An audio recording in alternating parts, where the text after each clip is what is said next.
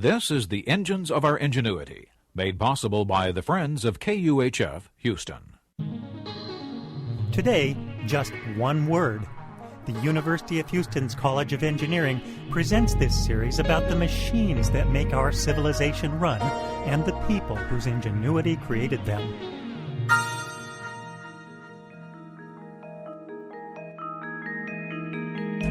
The 1967 film The Graduate was filled with unforgettable lines.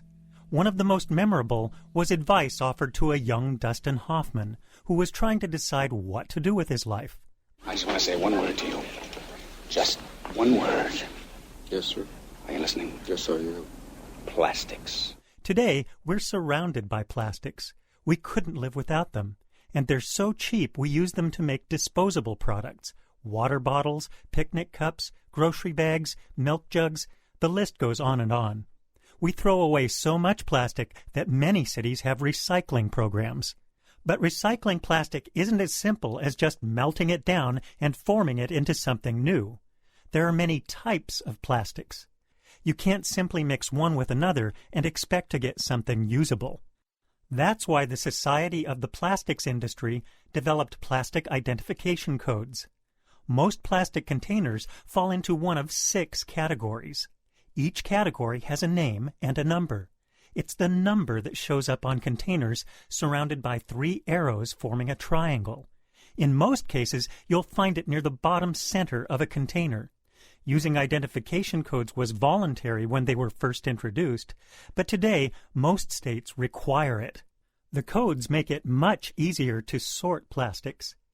But just because plastics are sorted properly doesn't mean they can be recycled. Some types are economical to recycle. Others aren't. Plastic number 1, polyethylene terephthalate, is easy to recycle. Water and soda bottles are commonly made from it. Plastic number 2, high-density polyethylene, is also pretty good.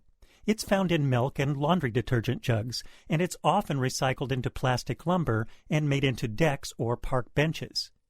Plastic number 5, polypropylene, isn't so easy to recycle.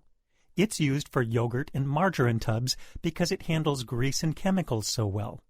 Disposable dishes are made of plastic number 6, polystyrene. It's also used to make styrofoam products like packing peanuts and insulated cups. The city I live in recycles number 1 and 2 plastics.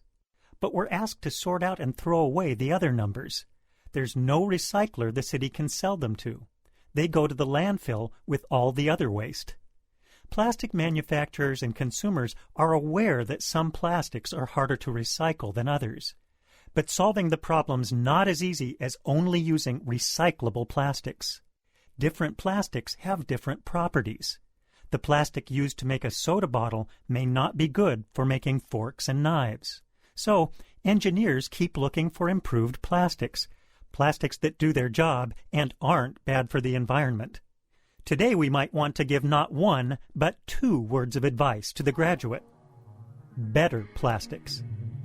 I'm Andy Boyd at the University of Houston, where we're interested in the way inventive minds work.